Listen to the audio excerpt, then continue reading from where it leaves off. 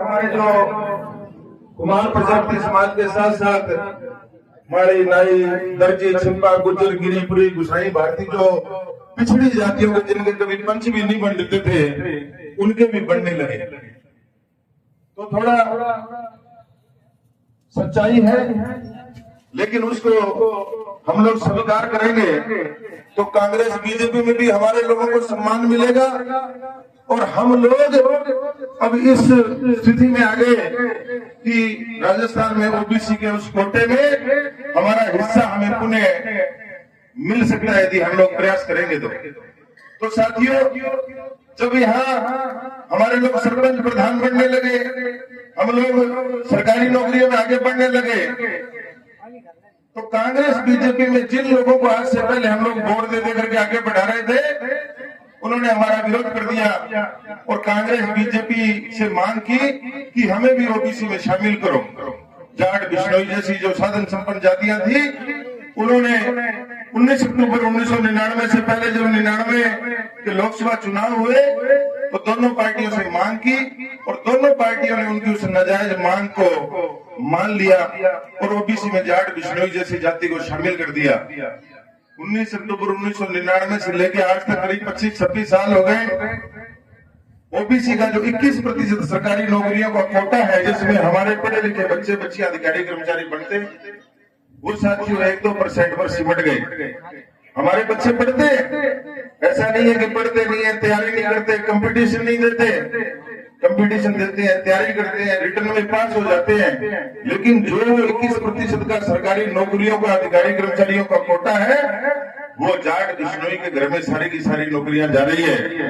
और फिर वो लोग नकल मारते हैं, पेपर लीक होता है, उनके लिए पेपर आ जाते हैं, हमारे बच्चे तैयारी करते ही रह जाते हैं, बच्चियां तैयारी करती रह जाती है, पर वो चपड़ासी भी नहीं लग पा रहे। और 99 से लेके आज तक लाखों बच्चे बच्चियां बेरोजगार हो गए, अंग्रेज हो गए जो पढ़े लिखे में बीए बीएड किए हुए। यहाँ भी बहुत से लोग बैठे होंगे जो जिनका नंबर नहीं आया। और पंचायती राज में तो हमारा सफाया ही हो गया। आज हम कांग्रेस बीजेपी को चाहे जितना मर्जी सींच ले, जितना मर्जी वोट दे, आरक्षण बंटवारे के नाम पर कोई भी पार्टी हमारी बात करने के लिए तैयार नहीं है। हम लोग छोटी मोटी लड़ाई लड़ रहे हैं।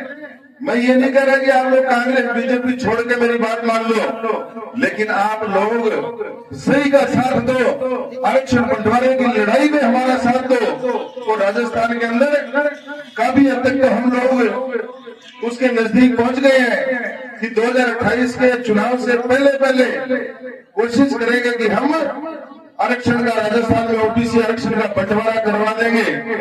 और ओबीसी आरक्षण का बंटवारा नहीं हुआ 2028 से पहले, हम ऐसी परिस्थिति पैदा कर देंगे कि 28 के बाद में जो सरकार बनेगी उसमें डूंगरराम जी, चंपालाल जी जैसे हमारे 10, 20, 30 विधायक भेजेंगे जो जाकर के विधानसभा में लट काट देंगे कि भाई अब हमारी संख्या के हिसाब से हमारे ओबीसी आरक्षण का बंटवारा करें। इसलिए साथियों, आज इस भव्य कार्यक्रम के आयोजन में सुबह से आप लोग 8 बजे से बैठे हैं, माताएं बहने बैठी है, बच्चे बैठे हैं, रोटी भी खाएंगे सारे, और अभी और भी वक्तागण आपको संबोधन देंगे। आप लोगों ने हमें बुला करके, आप लोगों ने जो माला साफा शाल पहना करके हमारा सम्मान किया, उसके लिए आपका धन्यवाद। और साथियों, 2 काम हमारे से नहीं होते, मेरे से सत्ता के लोग तो कांग्रेस बीजेपी के करवा सकते हैं कि बदली नहीं करवा सकते और ट्रांसफर नहीं करवा सकते, बाकी कोई भी काम हो जब सारे रास्ते बंद हो जाए तो दौलतराम पेंसिया नाम की चाबी लगा के देखना,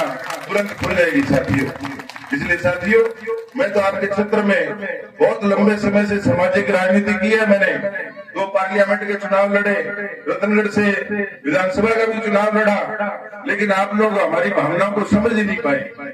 आप लोगों के दिमाग में कांग्रेस वाले आ जाएंगे, ये कांग्रेस को हराने के लिए चुनाव लड़ रहा है, बीजेपी वाले आ जाएंगे, बीजेपी को हराने के लिए चुनाव लड़ रहा है, और हर 5 साल बाद में फिर वही स्थिति, वही मतलब सिस्टम आप लोग अपनाते हो और फिर 5 साल आप लोग परेशान होते हो।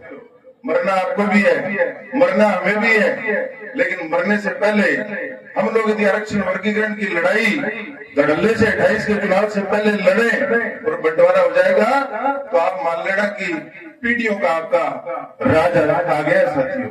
इसलिए साथियों, आप लोग आगे अक्षर बंटवारे के आंदोलन में बंटवारे के लिए आप हमारा सहयोग करेंगे, ताकि ये जो बच्चे बच्चियां पढ़े लिखे बैठे हैं, पढ़ रहे हैं, ये अधिकारी कर्मचारी बने, पंच सरपंच प्रधान बने, जिला प्रमुख बने और राजनीति में हम लोग आगे बढ़े।